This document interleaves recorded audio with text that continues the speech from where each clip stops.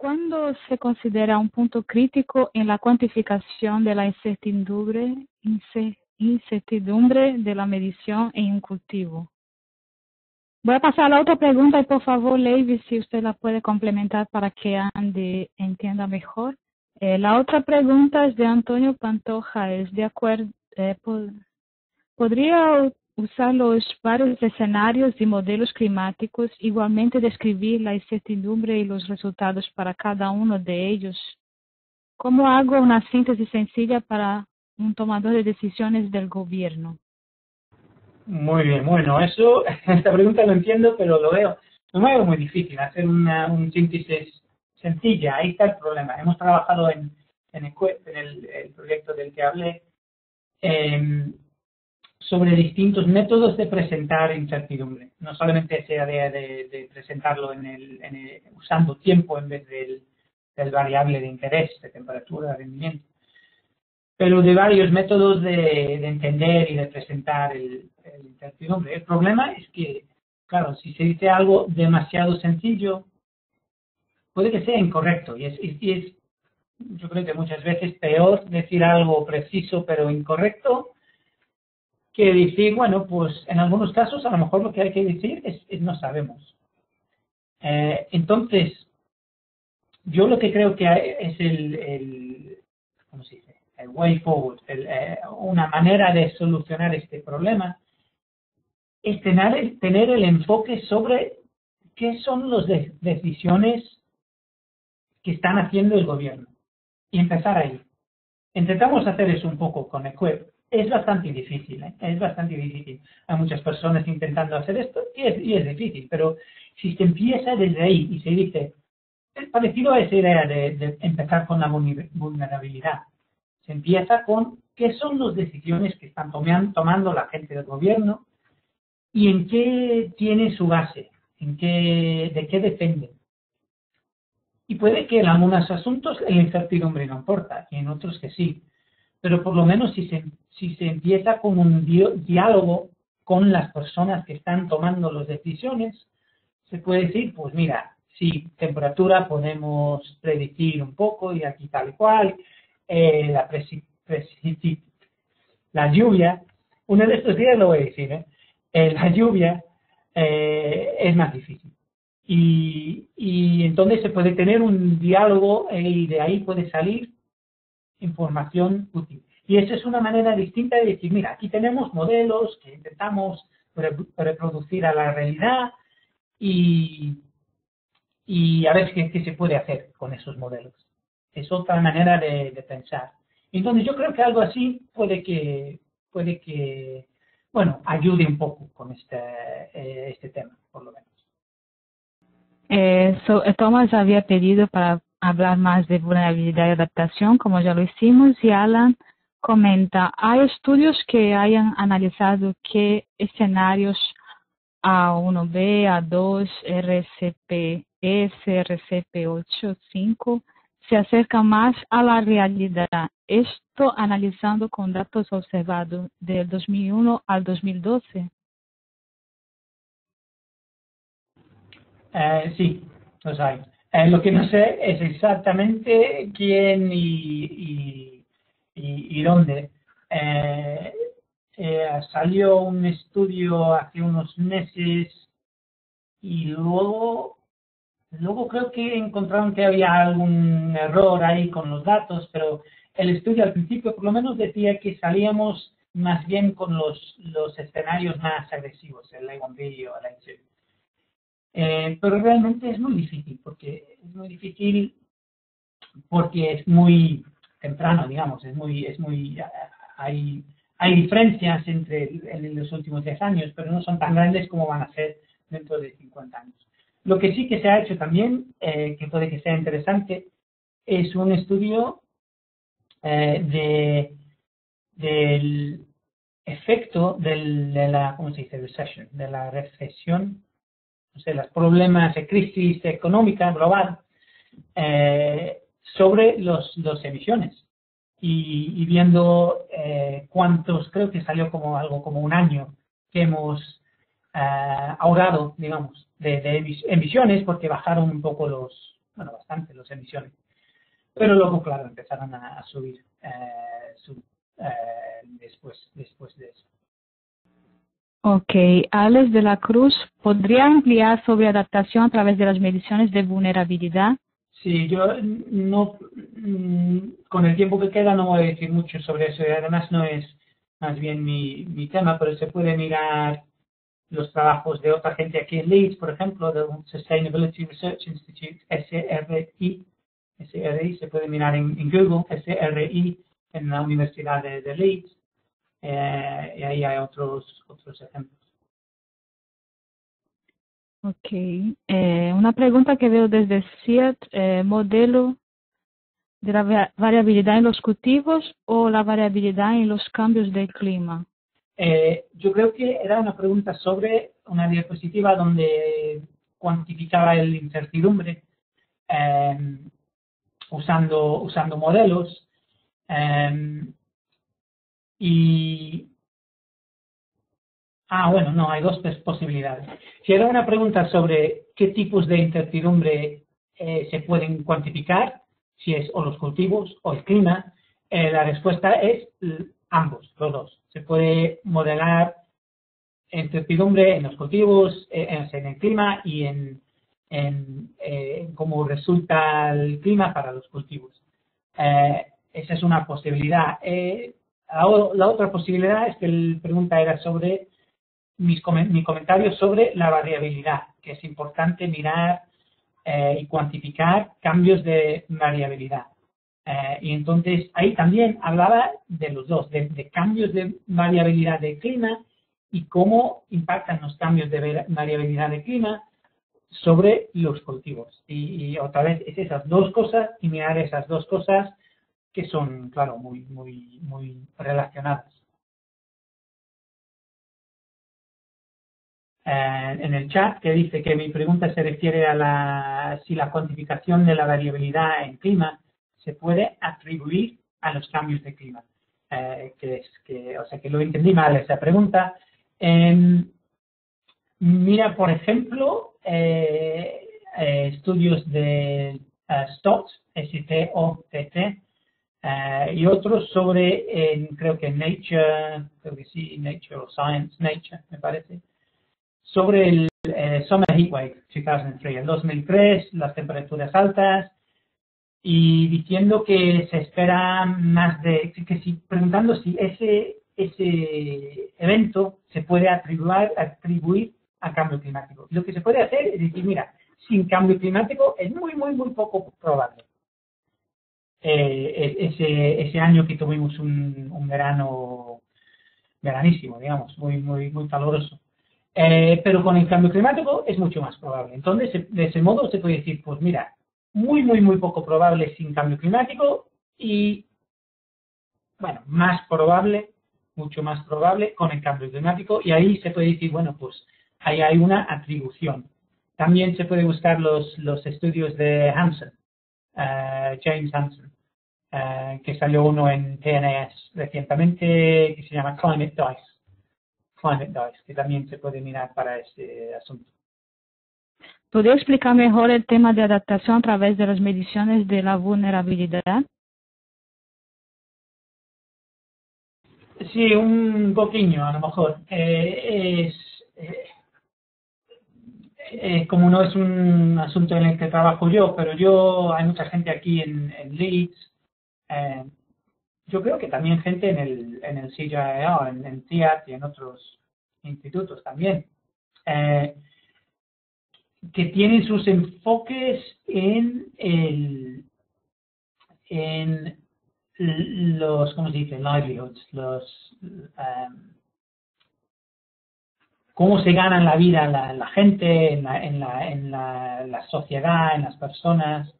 Y entonces, ese tipo de trabajo suele ser tener su base más en ir a un sitio y usar grupos de focus groups, grupos de enfoque, de charla, para hablar sobre el tema de clima, de las vulnerabilidades que tiene la gente. Entonces, tiene su base en un diálogo de hablar de las y entender las cosas que influyen a las vidas, a la situación económica y food security, etcétera, de esas personas. Entonces, por eso, como escribí en el chat, suelen usar menos los modelos y suele tener su base más bien en conversaciones con las personas de algún lugar. Y bueno, más que eso no puedo decir sin dar muchísimos detalles, vamos, pero espero que eso ayuda un poco con ese tema. Alan comenta, ¿es mejor mostrar cambios de temperatura y precipitación por separado o mostrar los cambios como índices? Y ahí da una referencia. Sí, muy interesante. Eso depende de para quién se está construyendo las gráficas, los datos del cambio. A lo mejor los climate change hotspots de Tiefenbau se puede usar para un policy maker, una persona del gobierno o no sé, del IPCC o del G8 o de la UN, bueno, se puede usar pues para decir, mira, estas zonas van a ser más problemáticas, estas menos y tal. Pero también hay un mérito, digamos, en combinar esa información o usar, por ejemplo, modelos de cultivo para decir, bueno, qué son las implicaciones de esos cambios para el rendimiento de un cultivo. Entonces, si la gente está más interesada en cultivos, pues bien, pues se usa un modelo de cultivos y se puede mirar cómo los cambios de temperatura y precipitación influyen al cultivo. Entonces, yo creo que veo que no he dado una respuesta muy clara y eso es porque depende de la situación, depende de la persona que quiere usar o los cambios de temperatura, precipitación, rendimiento directamente, o si quiere ver algún índice, ¿qué se va a hacer? ¿Qué decisiones se va a tomar usando esos índices? Y si se empieza ahí, en vez de empezar con los modelos y qué se puede hacer con los modelos, pues de ahí a lo mejor se puede llegar a entender el mejor método de usar los modelos y presentar los resultados. Tomás, ¿se puede predecir el desplazamiento o la evolución de las especies naturales con esos modelos? Con los modelos de los que he hablado yo, solamente no se puede directamente. Pero usando modelos del cambio del clima y del cambio climático, sí que se puede. Podríais mirar, por ejemplo, el capítulo, yo creo que es el capítulo 1, pero no sé, del Working Group 2, de eso estoy seguro, del último IPCC del 2007, y hay un capítulo sobre los cambios que se han visto históricamente y atribuyendo esos cambios al cambio climático. Entonces, de ahí se puede decir, bueno, pues tenemos un base para entender cómo responden los sistemas naturales al cambio climático y, bueno, hay capítulos en el reportaje de IPCC el que viene, el que se va a producir este año, es sobre este tema, sobre los especies naturales, biodiversity, biodiversidad, etcétera. Entonces, sí, pero no exactamente usando los modelos de los que he hablado yo. Ok, Leonid, ¿hay algún modelo que conozca que integra el enfoque científico y el social? Sí, otra buena pregunta. Escribí algo en el chat sobre esto, porque por lo general en las ciencias sociales se utilizan menos los modelos que los modelos matemáticos, por lo menos. E incluso los modelos en el sentido más general, ¿no? Se usan menos que en las ciencias naturales. Cuando nosotros usamos los modelos matemáticos todo el tiempo para entender lo que está sucediendo, para predecir. Entonces, el conocimiento de sistemas de vulnerabilidad no se puede hacer totalmente usando modelos. Hay modelos, hay algunos modelos. Evan Fraser, por ejemplo, FRASER, y otros han escrito estudios sobre eso, usando modelos un poco matemáticos, cuantitativas, pero por lo general es más difícil, son métodos distintos y es, bueno, a veces es imposible.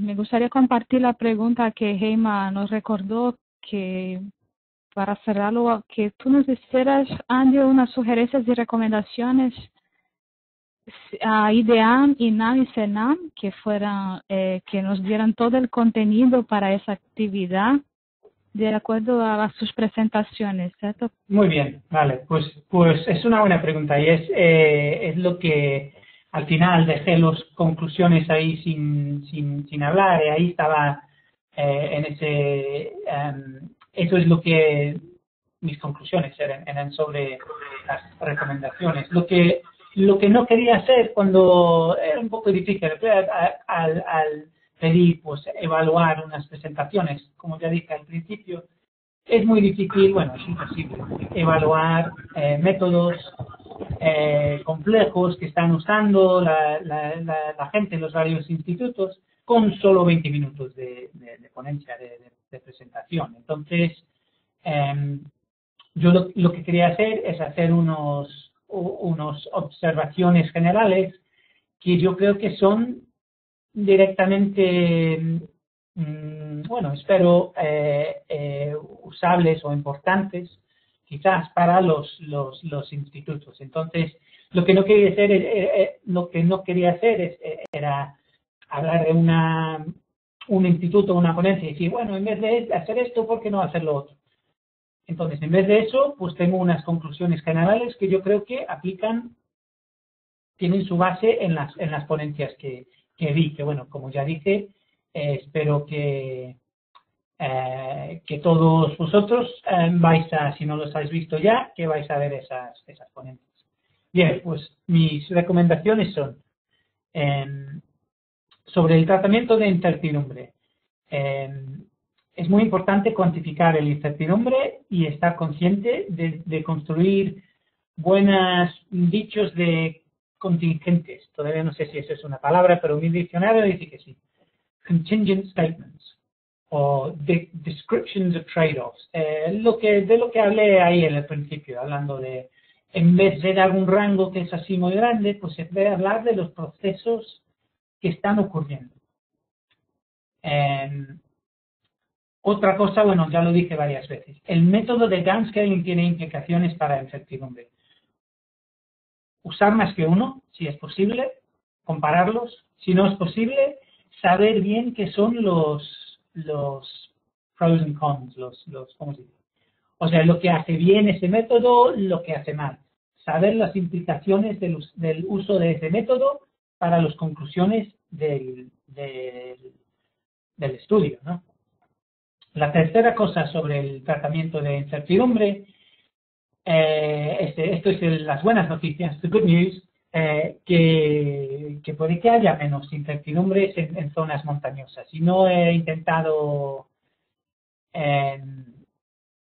no voy a intentar explicar todas las razones, pero en fin, brevemente es porque el clima ya cambia un poco bastante, ¿no? Con altura. Entonces, se puede pues moverse un poco más hacia arriba, ¿no?